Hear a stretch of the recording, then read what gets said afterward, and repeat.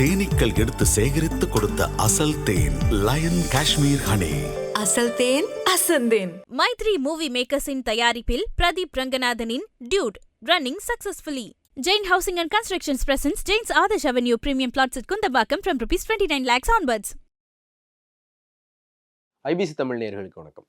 பீகாரில் சட்டப்பேரவை தேர்தல் தேதி அறிவிக்கப்பட்டிருக்கு. பீகாரினுடைய தேர்தல் இந்தியா அரசியல்லே ஒரு முக்கியமான மாற்றத்தை ஏற்படுத்தக்கூடிய வாய்ப்பு இருக்குது. பீகாரினுடைய தேர்தல் களம் எப்படி இருக்குது அப்படிங்கிற தொடர்பாக பேசுகிறதுக்காக அரசியல் பார்வையாளர் பெருமாள்மணி நம்முடைய இணைஞ்சிருக்கார். பேசலாம் சார். வணக்கம். பீகார் வரலாற்று ரீதியாக பார்த்தாலுமே இந்தியாவினுடைய பல மாற்றங்களுக்கு வித்திட்ட ஒரு மாநிலம். இப்போவும் இந்திய அரசியலில் முக்கியமான மாநிலமாக பீகார் இருக்குது. இன்னைக்கு மத்திய அரசுலையுமே ஒரு முக்கியமான மாநிலமாக பீகார் இருக்குது. பீகாரினுடைய சட்டப்பேரவை தேர்தல் களம் எப்படி இருக்குது? முதற்கு ஒரு ஃபஸ்ட்டு வியூவில் பார்த்தோம் அப்படின்னா அந்த தேர்தல் களம் இப்போ எப்படி இருக்குது? பிரசாந்த் கிஷோரோட வருகை தான் இதில் ரொம்ப முக்கியமாக கவனிக்கப்பட வேண்டியது. இன்னொன்று, லாலு நிதிஷ் அப்படிங்கிற இருவரும் ஜேபியோட மாணவர்கள். இந்த ஜனதா மூமெண்ட் அல்லது ஜேபி மூமெண்ட் இந்தியாவிற்கு கொடுத்த ஒரு பெரிய மாணவர் தலைவர்கள் அரசியல். அதாவது ஆன்டி காங்கிரஸ் எப்படி தென்னகத்தில் அண்ணா தலைமையில் ஒரு ஆட்சிக்கு வந்ததோ அதே போல் அந்த இடத்தில் ஜேபி மூமெண்ட் ஒரு பெரிய மூமெண்ட்டாக இருந்து அதற்குள் வந்த மாணவர் தலைவர்கள் அவர்கள் பீகாருங்கிற மிக முக்கியமான ஒரு மாநிலத்தில் மிக முக்கிய இடத்தில் இருந்தார்கள். அந்த வகையில் அவர்கள் இருவரும் சந்திக்கக்கூடிய ஒரு முக்கியமான தேர்தல் இது. இந்த தேர்தலில் பிரசாந்த் கிஷோரோட வருகையும் நம்ம இணைத்தே பார்க்க வேண்டியது இருக்குது. இந்த தேர்தல் 2-3 கேள்விகளை எழுப்புகிறது. ஒன்று, மண்டல் அரசியல் முடிவுக்கு வருகிறதா? அது ரொம்ப முக்கியமான ஒரு கேள்வி. ரெண்டாவது, ஜேபிஆரா ஸ்டூடெண்ட்ஸ் மூமெண்ட்டோட மாணவர் தலைவர்களுடைய அரசியல் இதற்கு பிறகு, ஏன்னா பெரிய தலைவர்கள் யாருமே இப்போ இல்லை. அப்புறம் பீகார் மாதிரியான மாநிலத்தில் ஏன் தேசிய கட்சிகள் எதிர்பார்த்த அளவுக்கு ஒரு ஆதிக்கத்தை செலுத்த முடியவில்லை? திரும்பவும் பிரசாந்த் கிஷோர் மாதிரியான ரீஜனல் பார்ட்டி ஆட்கள் தான் ஆதிக்கத்தை செலுத்துவார்களா? இது 3. இரண்டாவது, அதை இன்னொரு விஷயத்தையும் நம்ம சேர்த்து பார்க்குறோம் அப்படின்னா, நிதிஷ் மேலே ஆன்டி இன்கம்பன்சி எந்த அளவுக்கு இருக்குது? ஏன்னா 20 வருஷம் அவர் தொடர்ந்து ஆட்சி புரிஞ்சிருக்கார். ஆனால் இந்த ஆட்சியில் பெரிய அளவில் நிச்சயமாக அவருக்கு ஒரு வளர்ச்சிக்கான ஒரு நாயகர் அப்படிங்கிற ஒரு பட்டமெல்லாம் கூட இருக்குது. பெண்களுக்கு சைக்கிள் கொடுத்தாரு, யூனிஃபார்ம் கொடுத்தாரு, ஒரே நேரத்தில் 10,000 ஆசிரியர்களை நியமித்தார். அவர் வந்த பிறகு பீகார் ஒரு புதிய வளர்ச்சியை நோக்கி போயிருக்கிறது. இப்படி பல்வேறு கேள்விகளுக்கு விடை சொல்லக்கூடிய ஒரு மாநிலமாக அது இருந்தாலுமே கூட, டிமானிட்டைசேஷனுக்கு அப்புறம் இந்த தொகுதி மறுவரையறை நிச்சயமாக அவங்க கொண்டு வர போகிறாங்க. அதற்கு பிறகு ஒரு பெரும் எண்ணிக்கையிலான தொகுதி இருக்கக்கூடிய ஒரு மாநிலமாக அது இருக்கும். அப்போ தேசிய அரசியல் அதோட முக்கியத்துவம் என்னவாக இருக்குன்றத நம்ம புரிஞ்சுக்க முடியும். இப்படி பல்வேறு கேள்விகளுக்கும் பதில் சொல்லக்கூடிய ஒரு தேர்தல் தான் பீகார் தேர்தல். நீங்கள் நிதிஷ் மேலே ஆன்டி இன்கம்பன்சி இருக்கா அப்படிங்கிற ஒரு கேள்வியை எழுப்புனீங்க. 2024 மக்களவைத் தேர்தலுக்கு பின்னாடி இங்கே நடந்த பெரிய மாநில சட்டப்பேரவை தேர்தல்களை கவனித்தோம் அப்படின்னா எல்லாமே ப்ரோ இன்கம்பன்சியாக தான் இருந்தது. எங்கேயும் பெரிய அளவில் ஆட்சி மாற்றங்கள் நடக்கலை. மகாராஷ்டிராவாக இருக்கட்டும், ஜார்க்கண்டாக இருக்கட்டும், ஹரியானாவாக இருக்கட்டும், எல்லாமே அந்த கடைசி கட்ட நலத்திட்டங்கள் தேர்தலில் எதிரொலிச்சிருந்தது. குறிப்பாக மகளிர் உரிமை தொகை மாதிரியான விஷயங்கள் மகாராஷ்டிராவில், ஜார்க்கண்டில் பெரிய அளவில் ஆளும் கட்சிகளுக்கு கை கொடுத்துருந்தது. இப்போ பீகார் தேர்தலையுமே அந்த குற்றச்சாட்டு வைக்கப்பட்டது. கடைசி நேரத்தில் சில நலத்திட்டங்கள் முன்னெடுக்கப்பட்டது அப்படின்ற விஷயம். இதெல்லாம் ஒரு ப்ரோ இன்கம்பன்சியாக மாற வாய்ப்பு இருக்குது. ஏன்னா ஆஃப்டர் 2024 லோக்சபா எலெக்ஷன் அந்த ட்ரெண்ட் கண்டினியூ ஆகுமா? இப்போ மகாராஷ்டிரா நீங்கள் குறிப்பிட்டு சொன்ன மாதிரி அவங்க நாடாளுமன்ற தேர்தலுக்கு வேறு மாதிரி வாக்களித்தாங்க, சட்டமன்ற தேர்தலுக்கு வேறு மாதிரி வாக்களித்தாங்க. நாடாளுமன்ற தேர்தலில் இந்தியா கூட்டணி பெரிய அளவில் அங்கே இடங்களை பெற்றது. இன்னும் சொல்லப்போனால் அகில இந்திய அளவில் பாரதிய ஜனதா கட்சிக்கு ஒரு பெரிய பெரும்பான்மை கிடைக்காம போனதுக்கு காரணமான மாநிலங்களில் மகாராஷ்டிராவும் ஒன்று. ஜார்க்கண்டை பொறுத்தளவுலையும் இதே பிரச்சனை தான். அங்கே அந்த முதலமைச்சர் பல்வேறு வழக்குகள் இந்த மாதிரியான விஷயங்கள் எல்லாம் சந்தித்தாலுமே கூட திரும்ப அங்கே ஆட்சி வந்துட்டாங்க. இப்போ நீங்கள் குறிப்பிட்டு சொல்லியது போல் this is an era of pro incumbency தான்.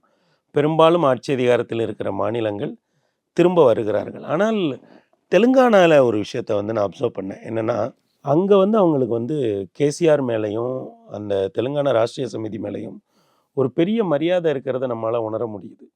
ஆனால் அந்த தேர்தலில் அவங்க ஏன் வாக்களித்தாங்கன்னா, ஏற்கனவே அவருக்கு 2 தடவை நம்ம போட்டோம், இப்போ 3வதா ஒரு மாற்றி போடுவோம் அப்படிங்கிற ஒரு மனநிலை தான். ஏன்னா அந்த ஒரு ஒரு பொலிட்டிக்கல் அப்சர்வராக நம்ம போய் பார்க்குறப்போ அவங்களுக்கு இன்றைக்கி வேறு மாதிரியான ஒரு பிம்பம் இருக்குது. டிஆர்எஸ் பற்றியோ அதில் இப்போ அவங்க பிஆர்எஸ்ன்னு சொல்கிறாங்க. அதனுடைய முதலமைச்சர் பற்றி அதனுடைய அமைச்சரவை பற்றியெல்லாம் வேறொரு பார்வை இருக்குது. ஆனால் தேர்தல் முடிவுகள் வேற ஒன்று சொல்லியிருக்கு. இப்போ இதே தான் வந்து நிதிஷும் கடந்த 25 ஆண்டு கால அரசியல் வந்து எப்படி போகும் அப்படிங்கிறத ரொம்ப துல்லியமாக கணித்தவர்களில் நிதிஷ் ஒருவர். அவர் அளவுக்கு இந்திய அரசியலை வேற யாருமே கணிச்சதில்லைன்னு நம்ம சொல்லலாம். அவர் தான் சொன்னார், era of anti Congressism is over, this is era of anti BJPism. அதை புரிஞ்சு நம்ம அரசியல் பண்ணணும் அப்படின்னு சொன்னார். ரொம்ப ரொம்ப கூர்த்த மதியானவர். ஒரு என்ஐடின்னு சொல்லப்படுகிற பட்னாவினுடைய இன்ஜினியரிங் கல்லூரியில் இன்ஜினியரிங் முடித்தவர். ஒரு விதத்தில் பார்த்தா லாலு அவர்களுடைய ரொம்ப ஒரு ஒரு அடாவடியான அல்லது ஒரு அதிரடியான ஒரு இமேஜுக்கு முன்னாடி இவர் ரொம்ப சாஃப்டான ஒரு இமேஜ். அவர் கொண்டு வந்த ஒரு சோசியல் கன்ஸ்ட்ரக்ஷன் இருக்குல்ல, ஒரு பொலிட்டிக்கலாக, அது எல்லாமே மிகப்பெரிய விஷயங்கள். இன்றைக்கு வந்து நிதிஷ் எந்த பக்கம் போகிறாரோ அந்த பக்கம்தான் பீகாரினுடைய ஆட்சி அதிகாரம் போகுங்கிற அளவுக்கு அவரால் சொல்ல முடியும். ஆனாலுமே கூட இந்த இவ்வளவு விஷயங்களை போன தேர்தல் வந்து 0.03% வித்தியாசத்தில் தானே வந்து ஆட்சி அதிகாரமே மாறி இருக்குது. இது எங்கேயுமே நடக்காத ஒரு அதிசயம். அவங்க 37.26, இவங்க 37.23% வாக்குகள். வாக்குகளாக பார்த்தா 2 கூட்டணிக்கும் 0.06 வாக்குகள் தான், 11,000 வாக்குகள் தான் வித்தியாசம். அப்படி இருக்கும்போது தேஜஸ்வி ஒரு ப்ராமிசிங்கான ஒரு லீடராக வர்றாரு. ஏன்னா அவரோட பிரச்சாரங்களுக்கு கூடுற கூட்டம், அங்கே வரக்கூடிய அவர் கொடுக்குற வாக்குறுதிகள், இது எல்லாமே ரொம்ப ப்ராமிசிங்காக இருக்குது. அப்போ இது எல்லாத்தையுமே பொருத்தி பார்க்குற பொழுது நிதிஷ் வந்து ஏறக்குறைய 20 ஆண்டு காலம் அந்த மாநிலத்தை வந்து அந்த மாநிலத்தினுடைய மிக நீண்ட கால முதலமைச்சராக அவர் இருந்திருக்காரு இல்லைங்களா. அதனால் ஆன்டி இன்கம்பன்சிங்கிற ஒரு ஃபேக்டரை மறுக்க முடியாது. பெரிய அளவில் ப்ரோ இன்கம்பன்சி இருக்குமா அப்படின்னு தெரியாது. ஏன்னா போன தடவை வாக்கு வித்தியாசம் அவ்வளவு நெருக்கமாக வந்துருச்சுல்ல. நீங்கள் இன்னும் கொஞ்சம் போனீங்கன்னா போயிடலாம். அதனால தான் எல்லாருமே ஒரு ப்ரோ இன்கம்பன்சி இருக்குது அப்படின்னு சொல்ல மாட்டேங்கிறாங்க. நீங்கள் சொன்னதில் வந்து முக்கியமான விஷயம், கடந்த தேர்தலை குறிப்பிட்டீங்க. 2020 சட்டப்பேரவை தேர்தலில் ஒரு சின்ன மார்ஜினில் தான் தேஜஸ்வி ஆட்சியை இழக்கிறார். தனிப்பெரும் கட்சியாக அன்றைக்கி ஆர்ஜேடி தான் உருவாச்சு. தேஜஸ்வி தான் தனிப்பெரும் கட்சியினுடைய தலைவராகவும் இருந்தார். ஆனால் நீங்கள் இந்த தேஜஸ்விக்கு கூடுற கூட்டம் ஒரு ப்ராமிசிங்கான தலைவராக பார்க்கப்படுறது, இது எல்லாமே 2024லேயும் நமக்கு இருந்தது, மக்களவைத் தேர்தலையும் அங்கே இருந்தது. ஆனால் தேர்தல் முடிவுகள் எதிரொலிக்கல. அதை தாண்டி இன்னும் என்டிஏ வந்து தொகுதி பங்கீட்டை இறுதி செஞ்சுட்டாங்க. இந்தியா கூட்டணி இப்போ வரைக்கும் தொகுதி பங்கீடை இறுதி செய்யலை. முதல் கட்ட தேர்தலுக்கான வேட்புமனு தாக்கல் முடிஞ்சிருச்சு. பல தொகுதிகளில் காங்கிரஸும் ஆர்ஜேடியும் 2 பேருமே வேட்புமனு தாக்கல் பண்ணியிருக்காங்க. 2 பேரும் வந்து எதிர்த்து போட்டியிடுற சூழல் வந்து அங்கே உருவாயிருக்கு. Friendly fight. கூட்டணியில் இருக்கிற மற்ற கட்சியில் இந்திய கம்யூனிஸ்ட் உள்ளிட்ட கட்சிகளையும் எதிர்த்து போட்டியிடுற சூழலும் வந்து அங்கே உருவாயிருக்கு. ஸோ நீங்கள் இப்படிலாம் பார்க்கும்போது இதெல்லாம் வந்து ஒரு பின்னடைவாக தானே இருக்கும். இல்லை, முதல்ல உங்களோட கேள்வியோட முதல் பாகத்துக்கு நான் வரேன். 2019, அதாவது நீங்கள் ஐயா மோடியோட இமேஜை வந்து நீங்கள் வேறு மாதிரி பார்க்கணும். அது என்னென்னா, நீங்கள் இந்த வட மாநிலங்களை அனலைஸ் பண்ணிங்கன்னா தான் உங்களுக்கு அந்த பிக்சர் ரொம்ப தெளிவாக கிடைக்கும். பாராளுமன்ற தேர்தலில் பாரதிய ஜனதா கட்சி 14 இருக்கட்டும் 19 இருக்கட்டும், இந்த 2 தேர்தலையும் பார்த்தீங்கன்னா 57-58% எங்கே மத்திய பிரதேஷ், உத்தரப்பிரதேஷ், பீகார், குஜராத்து இங்கெல்லாம் வாங்குவாங்க. ஆனால் சட்டமன்ற தேர்தலில் அதே வாக்கு சதவீதம் 18% குறைஞ்சி 40-42 தான் இருக்கும். இப்போ 2019லேயும் இதே கூட்டணிக்கு பெரிய வெற்றி கிடச்சிது, என்டிஏ கூட்டணிக்கு. ஆனால் அதற்கு அடுத்து வந்த 2020 சட்டமன்ற தேர்தலில் மகாகட்பந்தன் ரொம்ப ஏறி வந்தாங்க. இப்போவும் அப்படி கிடச்சிருக்கு. ஆனால் நிச்சயமாக இது வந்து சட்டமன்ற தேர்தல் அப்படிங்கும்போது பீகார் வந்து ஒரு தமிழ்நாட்டை விடவுமே ரொம்ப அரசியல் மயப்படுத்தப்பட்ட ஒரு மாநிலம். தமிழ்நாடு அளவுக்கு அங்கே பொருளாதார வளர்ச்சி இல்லைன்னா கூட அவங்க ரொம்ப தீவிரமாக, ஏன்னா இதுக்கு பக்கத்திலே இருக்கானுங்க, உத்தரப்பிரதேசத்துக்கு பக்கத்திலே இருக்காங்க. அதே கேஞ்சட்டிக் பெல்ட்டு சோசியல் ஸ்ட்ரக்சர் கூட ஏறக்குறைய ஒரே மாதிரி இருக்கிற மாநிலத்தில் இன்னும் பாரதிய ஜனதா 20% வாக்குகளுக்குள்ள தான் அங்கே நிற்கிறாங்க. எவ்வளோ முயற்சிகள் பண்ணுறாங்க, ஆனாலுமே கூட அது முடியாமல் இருக்குது. அப்படி பார்க்குற பொழுது பாராளுமன்ற தேர்தலையும் சட்டமன்ற தேர்தலையும் நம்ம பீகாரில் பகுத்து தான் பார்க்கணும். ஐயா தேஜஸ்வியினுடைய செல்வாக்குங்கிறது நாம் சட்டமன்ற தேர்தலுக்கு குறிப்பாக நாம் சிறப்பாக எடுத்துக்கொள்ள வேண்டிய ஒரு தேவை இருக்குது. இன்னொன்று, ஐயா மோடி அவர்களோட அகில இந்திய நாடாளுமன்ற தேர்தல் பிம்பம்னு ஒன்று இருக்குது இல்லைங்களா, அதை வந்து நம்ம இதோட இணைச்சி பார்க்க வேண்டியது இருக்கிறது. இந்த மாநிலத்தை ஆள்வதற்கு யார் அப்படிங்கிற இடத்துல தான் இந்த தேர்தல் நடக்குது. அதனால் அந்த ஃபேக்டரை நம்ம எடுக்க வேண்டியதில்லை.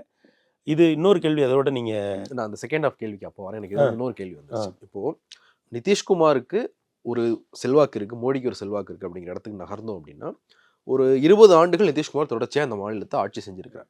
அவருக்கான ப்ரோ இன்கம்பன்சி இருக்குன்னு சொல்கிற இடத்துக்கு யாரும் நகரலை அப்படின்னு சொல்கிறீங்க. ஒரு ஆன்டி இன்கம்பன்சி ஃபேக்டர் இருக்கிறனால தான் பாஜகவும் நிதிஷ்குமாரனுடைய கட்சியும் வந்து சம எண்ணிக்கையிலான தொகுதிகளில் வந்து போட்டிடுறாங்களா? நிதிஷ்குமார் வந்து முதலமைச்சர் வேட்பாளராக பாஜக முன்னிறுத்தின மாதிரி தெரியல. தேர்தலுக்கு பின்னாடி அப்படிங்கிற ஒரு கார்டை வந்து அமித்ஷா ப்ளே பண்ணுறாரு. ஸோ ஒருவேளை நிதிஷுக்கு ஆன்டி இன்கம்பன்சி இருந்தாலும் அது பாஜகவுக்கான ப்ரோ இன்கம்பன்சியாக மாற்றிடலான்ற ஒரு ஐடியா இருக்கு. ஆனால் அவங்க கடந்த 2020 சட்டப்பேரவை தேர்தலையே ஜேடியூவை விட பாஜக அதிக இடங்களில் வந்து வெற்றி பெற்றிருந்தாங்க. ஸோ இது பாஜக, நீங்கள் சொல்கிற மாதிரி பாஜக ஒரு பீகாரில் வந்து ஒரு தேசிய கட்சியாக அவங்க உள்ளே வர்றதுக்கான ஒரு தேர்தலாக இதை பார்க்குறாங்களா? இல்லை, இப்போ என்ன பிரச்சனைனா, நீங்கள் இவர் நிதிஷ் முதலமைச்சர் இல்லைன்னா அவர் நேராக போய் லாலு ஆர்ஜேடி கூட போய் அவர் முதலமைச்சர் ஆகிடுவார். இப்போ பீகாரோட அரசியல் வந்து இவங்க எல்லாரோட ஸ்ட்ராட்டஜியும் தாண்டி ஒரு இடத்துல இருக்குது. இப்போது போன முறை என்ன நடந்தது? 75 சீட்டு ஆர்ஜேடி, 74 சீட்டு பாஜக, 43 சீட்டு ஜேடியு.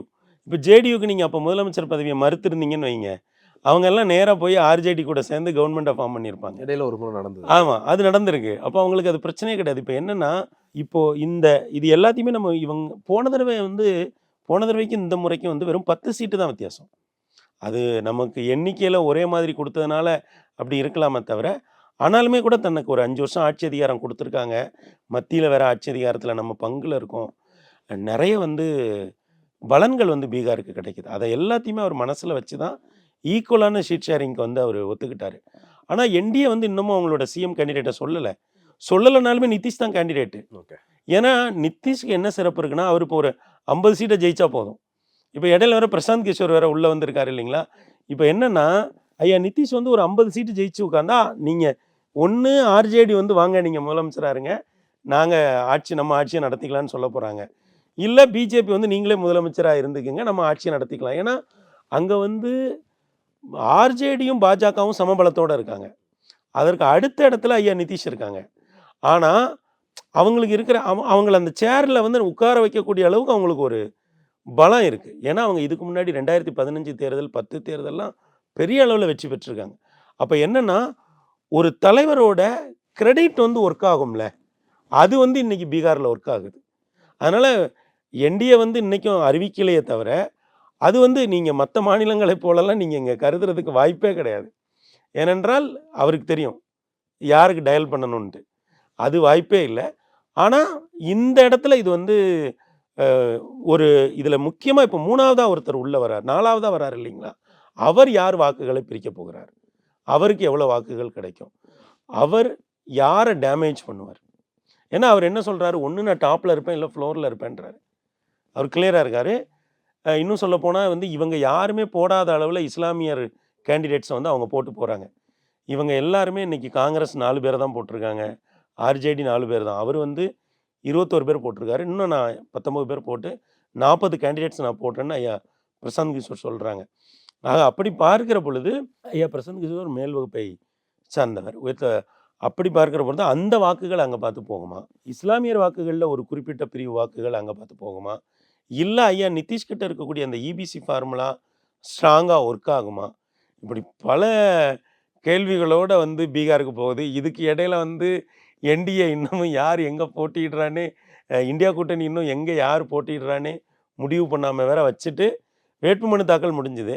இப்போது பரிசீலனை பண்ணி மனுவை வந்து வாபஸ் வாங்குகிற நாட்களுக்கு முன்னதாகவாது அவங்க வந்து இப்போவே காங்கிரஸ் வந்து கிண்டல் அடிக்கிறாங்க. என்னென்னா, அவர் வந்து ஃபுட் ரிவ்யூ பண்ணிகிட்ருக்காரு, அவருக்கு வந்து இங்கே வந்து தேர்தல் வேலைகளை பார்க்குறதுக்கு வந்து நேரம் இல்லை அப்படின்னு சொல்கிறாங்க. இதில் வந்து ஐயா ராகுல் காந்தி ஒரு முனைப்பாக காட்டாட்டி கூட, அகில இந்திய பொதுச் செயலாளராக கூட ஐயா வேணுகோபால், ஐயா கார்கே, இவங்கெல்லாம் வந்து யாருமே இன்னுமே பெரிய அளவில் பீகார் தேர்தலில் பிக்சருக்கே வரல. அதனால் இது இந்த தேர்தலே வந்து இதை நம்ம அப்சர்வ் பண்ணவே ரொம்ப ஒரு மாதிரி வித்தியாசமாக இருக்குது இந்த தேர்தல். ஏனென்றால் ஒரு மிகப்பெரிய மாநிலத்தினுடைய தேர்தல், டெல்லியை கட்டுப்படுத்துகிற வல்லமை உள்ள ஒரு மாநிலம், இன்னும் சொல்ல கட்டுப்படுத்தி கொண்டிருக்கிற ஒரு மாநிலம். ஆனால் அந்த தேர்தல் எப்படி நடக்குன்னு பாருங்க. ஸோ இப்போ நீங்கள் சம்ம பண்ணுறது வந்து நிதிஷ் தான் சீஃப் மினிஸ்டர், அது மகாகத்பந்தன்லையா இல்லை என்டிஏலையான்றது வந்து தேர்தல் முடிவுக்கு அப்புறம் தெரியும்னு சொல்கிறீங்க? இல்லை, ஒருவேளை வந்து மகாகட்பந்தன் கூட்டணி பெரிய வெற்றியை பெற்றதுன்னா, ஏன்னா இப்போ அவருக்கு வந்து இப்போது ஐயா பிரசாந்த் கிஷோரே ஒரு தடவை சொன்னார், அன்பர் தேஜஸ்வி தான் நான் பார்த்த வந்து 2ஆம் தலைமுறை தலைவர்கள்லேயே ரொம்ப ஷார்ப் லீடர் அவர் தான் அப்படின்னு சொன்னார். அப்புறம் இப்போ அவர் வந்து வீட்டுக்கு ஒரு வேலைன்னு சொல்லியிருக்காரு. பீகாரோட பெரிய பிரச்சனையே மைக்ரேஷன் தான். அவங்களுக்கு வேறு எந்த பிரச்சனையும் கிடையாது. தண்ணி நிறைய இருக்குது, தானியங்கள் நிறைய இருக்குது. ஆனால் உட்காந்து சாப்பிட்றதுக்கு ஒரு வேலை இல்லை. அந்த மைக்ரேஷனை நான் தடுக்கிறேன், வீட்டுக்கு ஒருவருக்கு வேலைன்னு சொல்லியிருக்காரு. இப்போ ஐயா பிரசாந்த் கிஷோர் பிரிக்கக்கூடிய வாக்குகள் என்டிஏ வாக்குகள் அமைஞ்சதுன்னா ஆர்ஜேடி பெரிய அளவில் வெற்றி பெறதுக்கு வாய்ப்பு இருக்குது இல்லைங்களா? அவங்க அந்த கான்ஃபிடென்ஸில் தான் போகிறாங்க. அப்படி பல அதாவது நீங்கள் ஐயா நிதிஷை பொருத்தி பார்க்கிற பொழுது அவருக்கான வாய்ப்பை என்டிஏ மறுக்க முடியாது. அப்படி தான் நம்ம புரிஞ்சுக்கணுமே தவிர, ஒருவேளை தேர்தலில் வந்து ஆர்ஜேடி பெரிய வெற்றி பெற்றதுன்னா அவங்க வந்து மகாகட்பந்தன் ஏன்னா இந்த தடவை அவங்க கூட்டணி கொஞ்சம் வலிமையாக தான் இருக்குது. அப்போ அப்படி பார்க்குற பொழுது அது இன்னும் சொல்லப்போனால் இதில் இன்னொரு ஃபேக்டர் வந்து ஐயா சிராக் பாஸ்வான். அவருக்கு இந்த தடவை பாஜக எதிர்பார்த்ததை விட 29 தொகுதிகள், அது பலரும் ஆச்சரியப்படுறாங்க. அந்த அளவுக்கு தொகுதியின் ஐயா மாஞ்சி கூட அதில் கொஞ்சம் வருத்தத்தை தெரிவித்தாங்க. ஆக அப்படி பார்க்க இவர் வந்து ஒரு 29 தொகுதிகளில் போட்டி போடுறாரு. ரொம்ப இன்ட்ரெஸ்டிங்கான ஒரு தேர்தல் இது. இதில் வந்து நம்ம பீகாரை பேசுகிறோம் அப்படின்னா எஸ்ஐஆர் பற்றி பேசாமல் இருக்க முடியாது. சிறப்பு வாக்காளர் பட்டியல் சிறப்பு திருத்தத்தை பற்றி பேசாமல் இருக்க முடியாது. அது தொடர்பான போராட்டங்களை காங்கிரஸ் கட்சி முன்னெடுத்தது. அவங்க வந்து அந்த போராட்டத்துக்கான ஒரு களமாகவே வந்து பீகாரை தான் பயன்படுத்தினாங்க. தமிழ்நாடு முதலமைச்சர் கூட போய் பீகாரில் தான் போய் அந்த பேரணியில் வந்து கலந்துக்கிட்டு வந்திருந்தார். ஸோ அது வந்து தேர்தலில் எந்த அளவுக்கு தாக்கத்தை ஏற்படுத்தும் நினைக்கிறீங்க? உங்களுக்கு ஒரு பிரச்சனையை பற்றி நம்ம பேசுகிறோம், அந்த பிரச்சனையில் நம்ம சம்மந்தப்பட்டிருந்தாலும் சம்மந்தப்படாமல் இருந்தாலும் சில பிரச்சனைகளை பற்றி நம்ம பேசும்போது நமக்கு ஒரு வாதிப்பு வரும்ல. இன்னும் இப்படி இப்போ ஒரு வறுமையை பற்றி பேசுகிறோம், ஒரு மதுவை பற்றி நம்ம பேசுகிறோன்னா நம்ம அதுக்குள்ளே இல்லாமல் இருக்கலாம், ஆனால் அந்த பிரச்சனையோட வீரியம் வந்து நம்மளை தாக்கும். இப்போ இந்த எஸ்ஐஆர் பிரச்சனையில் என்னென்னா, நீங்கள் அது வந்து ஒரு டெக்னிக்கல் இஷ்யூ இல்லைங்களா? இப்போ ஒருத்தர் பேர் இருக்கா இல்லையா, ரெண்டாவது அந்த பேர் சார்ந்த நம்மளுடைய எல்லா உரையாடல்களும் இருக்குல்ல, அது யாருக்கெல்லாம் உள்ளதுன்னா அங்கீகரிக்கப்பட்ட தேர்தல் கட்சிகள், தேர்தல் ஆணையம், உச்சநீதிமன்றம், இப்படி அது ஒரு எலைட் டிஸ்கோர்ஸ். இப்போ நீங்கள் கிரவுண்டில் வந்து உங்கள் பேர் இருக்கா இல்லையான்னு பார்ப்பீங்க. உங்கள் பேரை சேர்க்கிறதுக்கு உதவ வேண்டிய பொறுப்பு யாருக்கு இருக்குது? கட்சிகளுக்கு, அரசியல் கட்சிகளுக்கு இருக்குது. டெமோக்ரஸி அப்படி தான் ஒர்க் ஆகுது இல்லைங்களா? இந்த பூத் ஸ்லிப்பு, இந்த கீழே உள்ள பல வேலைகள், இதெல்லாம் கட்சியோட பிரதிநிதிகளும் தேர்தல் ஆணையத்தினுடைய பிரதிநிதிகளும் இணைஞ்சு தான் வேலை பார்க்குறாங்க. ஆனால் அதை வந்து ஊடகங்கள் அது பெரிதாக பேசப்பட்ட அளவுக்கு, ஏன்னா திரும்ப வந்து அவங்க குறிப்பிட்ட பெயர்களை சேர்த்துருக்கதா சொல்கிறாங்க. அது ஒரு பெரிய பொலிட்டிக்கல் இஷ்யூவாக, ஒரு வாழ்வாதாரம் சார்ந்த ஒரு பிரச்சனையை போல் அது பேசப்படுமா அப்படிங்கிற ஐயம் வந்து எனக்கு இருக்குது. இதே இதை தான் வந்து பாஜகவும் சொல்லியிருக்காங்க. அது ஒரு பெரிய தேர்தல் இஷ்யூவாக வந்து இப்போ தமிழ்நாட்டிலையும் அப்படி சில இஷ்யூஸ் உண்டு. ஒரு சில இஷ்யூஸை நம்ம ரொம்ப தீவிரமாக பேசுவோம், ஆனால் அது ஒரு பொலிட்டிக்கல் இஷ்யூவாக, ஒரு எலக்ட்ரல் இஷ்யூவாக மாறாது. பொலிட்டிக்கல் இஷ்யூவாக இருக்கலாம், ஆனால் அது ஒரு எலக்ட்ரல் இஷ்யூவாக மாறணும்ல. அந்த வல்லமை எஸ்ஐஆருக்கு இல்லையோன்னு நான் நினைக்கிறேன். ஸோ பீகாரினுடைய தேர்தல் முடிவுகள் மத்திய அரசில் மாற்றத்தை ஏற்படுத்தும். நிச்சயமாக ஒரு மாற்றம் ஏற்படுத்தும். மத்திய அரசு அவங்க ஸ்டடியாக போயிட்டுருக்காங்க. அவங்களுடைய 3வது டேம் அதெல்லாம் தாண்டி வந்துட்டாங்க. எந்த ஒரு மாநிலத்தினுடைய தேர்தல் முடிவுகளுமே இன்னொரு இடத்துல அது வந்து ஒரு பெரிய தாக்கத்தை ஏற்படுத்தாது. ஆனால் நமக்கு ஒரு லீடு கொடுக்கும். இப்போ வந்து ஒரு ஜேபி ஸ்டூடெண்ட்ஸோட மூமெண்ட்டோட ஒரு தலைவர்களோட எரா முடியுதா? ஐயா பிரசாந்த் கிஷோர் ஒரு டோட்டலாக புது அரசியலை முன்னெடுக்காங்க. அவங்க முன்வைக்கிற விஷயங்கள், அவங்க இருபெரும் கட்சிகளையுமே அவங்க வந்து விவாதிக்கிறாங்க, விமர்சனம் பண்ணுறாங்க. அப்போ அவங்களுக்கு கிடைக்கக்கூடிய வாக்குகள் பீகார் மாதிரியான ஒரு மாநிலத்தில், தமிழ்நாட்டில் கூட என்ன மாதிரியான நமக்கு வந்து அது ஒரு எடுத்துக்காட்டாக, ஒரு உதாரணமாக இருக்கிறதுக்கு வாய்ப்பு இருக்க தவிர, எந்த ஒரு மாநிலத்தினுடைய தேர்தலும் அது இன்னொரு மாநிலத்திலேயோ மத்திய அரசிலோ பெரிய தாக்கத்தை ஏற்படுத்தும். இல்லை, நான் எதுக்காக அந்த கேள்வி கேட்டேன் அப்படின்னா, மத்திய அரசில் இப்போ இருக்கிற அமைச்சரவையில் வந்து முக்கியமான பார்ட்னராக வந்து ஐக்கிய ஜனதா தளம் இருக்குது. ஸோ ஒருவேளை பீகாரினுடைய தேர்தல் முடிவுகள் என்டிஏவுக்கு எதிராக போகுது, இன்கேஸ் அப்படி ஒரு சினாரியோ வந்ததுன்னா அதில் ஏதாவது தாக்கம் ஏற்படுமான்னு கேட்குறேன். மேபி அங்கே வாய்ப்பு இல்லைன்னா நிதிஷ் வந்து மத்தியில் அமைச்சராக வாய்ப்பு இருக்குது. ஓகே, ஏன்னா அவர் அந்த மாதிரியான ஒரு வாய்ப்பு தான் இருக்க தவிர மற்றபடி வேறு எந்த வாய்ப்புமே, ஏன்னா அந்த எம்பிக்கள் இவங்களுக்கு ரொம்ப முக்கியமான எம்பிக்கள். மற்ற இடத்துல இப்போ ஒரு சில பேர் ஆட்சி அதிகாரத்தில் உள்ளே போகாமல் இருக்காங்க, இப்போ மத்தியில் ஆட்சி அதிகாரத்தில் போயிருக்காங்க. ஒருவேளை அங்கே என்டிஏ தோத்துருச்சு அப்படின்னா ஐயா நிதிஷ் என்ன பண்ணுவாங்க? இங்கே வந்து அவருக்கு விருப்பமான துறைகள் வந்து விவசாயம், ரயில்வே, இந்த ரெண்டையும் அவங்க வெவ்வேறு காலகட்டத்தில் பார்த்துருக்காங்க. இதில் ஏதாவது ஒரு துறையை கேட்குறது கூட வாய்ப்பு இருக்குது. இன்னும் சொல்லப்போனால் ரயில்வே வந்து இன்றைக்கி ஒரு ஓய்வு பெற்ற ஒரு ஐஏஎஸ் அதிகாரிக்கிட்ட தான் அந்த டிபார்ட்மெண்ட் இருக்குது. அப்போது அப்படியேப்பட்ட ஒரு வாய்ப்பு இருக்க தவிர வேறு எந்த பெரிய இம்பேக்டையும் வந்து ஏற்படுத்தாது. ஏன்னா பாஜகவை பொறுத்தளவில் பாஜகவோட பெரிய முகங்களாக இருந்த ஐயா சுசில் மோடி, இன்றைக்கு அங்கே இல்லை. ஐயா ரவிசங்கர் பிரசாத் இன்றைக்கு பெரிய அளவில் கள அரசியலில் வந்து இல்லை. அப்படிலாம் பார்க்குற பொழுது இதை எதோடு பொருத்தி பார்க்கலான்னா, அடுத்து வரக்கூடிய ஒரு தொகுதி மறுவரையோட வேணால் பொருத்தி பார்க்கலாம். ஏன்னா அங்கே நிறைய தொகுதிகள் வருவதற்கான வாய்ப்பு இருக்குது. அப்படி வருகிற பொழுது அது என்ன மாதிரி தாக்கத்தை ஏற்படுத்தும்னு பார்க்கலாமே தவிர, மற்றபடி இந்த தேர்தல் மத்தியில் எந்த பெரிய மாற்றத்தை ஏற்படுது. ஸோ பீகார் வந்து ஒரு அடுத்த தலைமுறை அரசியலுக்கு தயாராகிட்டு இந்த தேர்தலினுடைய அவுட்கம் அப்படி எடுத்துக்கலாமா? நிச்சயமாக. ஏன்னா இதில் வந்து நீங்கள் உங்கள் கேள்வி ரொம்ப அழகாக இருக்குது. அது வந்து தேஜஸ்விக்கு எவ்வளோ ஓட்டு போடுறாங்க, சிராக் பாஸ்வானுக்கு எவ்வளோ ஓட்டு போடுறாங்க, ஐயா பிரசாந்த் கிஷோருக்கு எவ்வளோ ஓட்டு போடுறாங்க, இதெல்லாம் வந்து நம்ம பார்த்தோன்னா ஓகே பீகார் வந்து அடுத்த கட்டத்துக்கு நகர்றாங்க. அது நகருவாங்க, ஆனால் எப்படி நகர்றாங்க அப்படிங்கிற ஒரு ஐடியா வந்து நமக்கு தெளிவாக கிடைக்கும். பார்க்கலாம் சார். முதல் கட்ட வாக்குப்பதிவு என்ன முடியல, நீண்ட காலம் இருக்குது, தொடர்ச்சியாக பேசும். பீகார் மக்கள் என்ன முடிவெடுக்காங்க அப்படிங்கிறத வந்து பார்க்கலாம். உங்கள் நினைவு கருத்து மிக்க நன்றி. நன்றி. மற்றும் நிகழ்ச்சி சந்திக்கலாம். நன்றி, வணக்கம். தேனீக்கள் எடுத்து சேகரித்து கொடுத்த அசல் தேன் லயன் காஷ்மீர் ஹனி. அசல் தேன் அசந்தேன். மைத்ரி மூவி மேக்கர்ஸின் தயாரிப்பில் பிரதீப் ரங்கநாதனின் dude running successfully. Jain Housing and Constructions presents Jain's Adarsh Avenue Premium Plots at Kundambakam from ₹29 lakhs onwards.